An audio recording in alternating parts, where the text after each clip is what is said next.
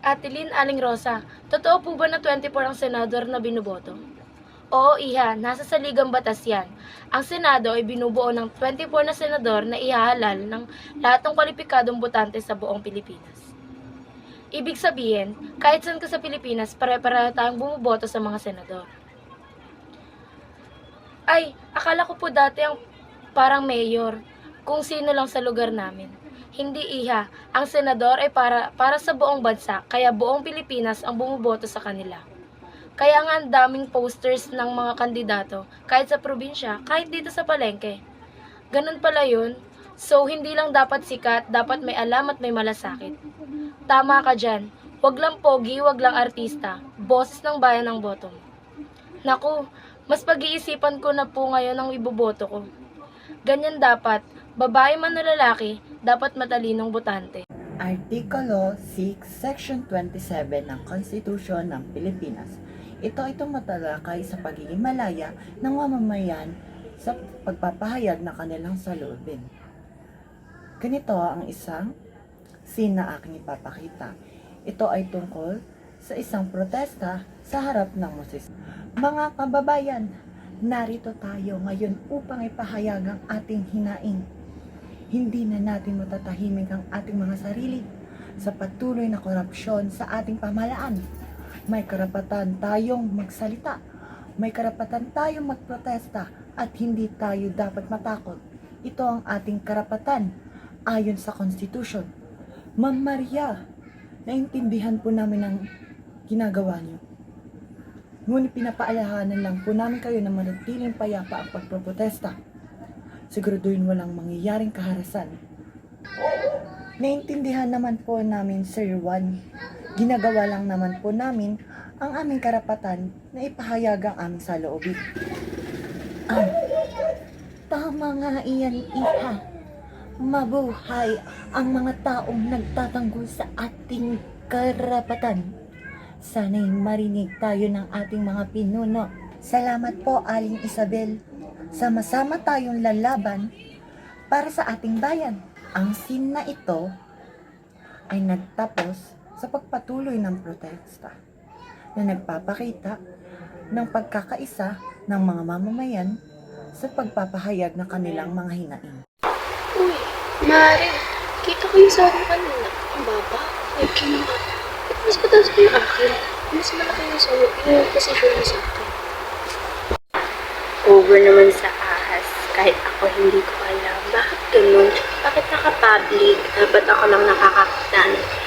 Tanong ko na lang kay boss. Nakatrip niya ako. Nako. Diba? Ang baba. Tsaka naka-public. Ano ka, Congress? Naka-public yung sahod. May Congress. Pareho bang pinablik? Pinablik ba? Hindi ko kasi alam yan. Puro trabaho lang ako buong buhay. Oo nga, naka-public din. Pero mataas, hindi ko yun mababa. Over naman sa pagkalo. Ano ba yan? Ano ba yung Congress na yan? Hindi ko nga maintindihan. Paliwanag mo sa akin para mag-gets ka, para mag-tweet naman ang ating humor. So, yan to kasi, di ba nakapublic yung sahod nila. So, halimbawa, may crisis, marami silang nagawa. Eh, hindi pa nila pwedeng ipataas kahit sila yung lawmaker kasi dapat, may process yun. I mean, pag gumawa sila ng law na pataasin yung ano nila, sinasala yung sahod nila. Hindi ka nila mapapataas kasi may procedure. Tsaka, ganito pa, kapag, yung mga lawmaker, di ba, lawmakers yung sa Congress, tapos pinaan nila, gawa sa law para taasan yung ano nila. Is hindi agad mag-process yun kasi kaya kailangan yung mga lawmaker, yung mga approve lang ha, is matapos mo na yung timeline nila bago ma-apply yun. So, ganun. Pero matasasabi na, I mean, hindi siya relate sa'yo, pero kasi, since nabanggit mo yung public, lumabas yung knowledge ko about sa law. Over naman kasi sa public lang naman kasi pala yung nabanggit. Ba't naman naglupa? Pero buting halalaman ko yan. Pag malay mo, Congress ako one day, eh, gawa ko ng law. Ito pa ng process, akala ko sulat ko lang kasi lawmaker ako. Nalaman ko din. Ang bagpa rin tong brain ko.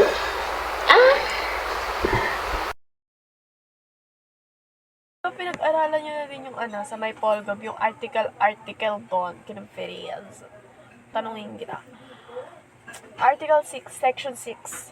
Sa iyong palagay, ano yung pananaw mo sa paghiwalay ng simbahan at estado? Para sa akin, ito ay tungkol sa pagtiyak na lahat ay may kalayaan na isagawa ang kanilang paniniwala ng anumang particular na relihiyon.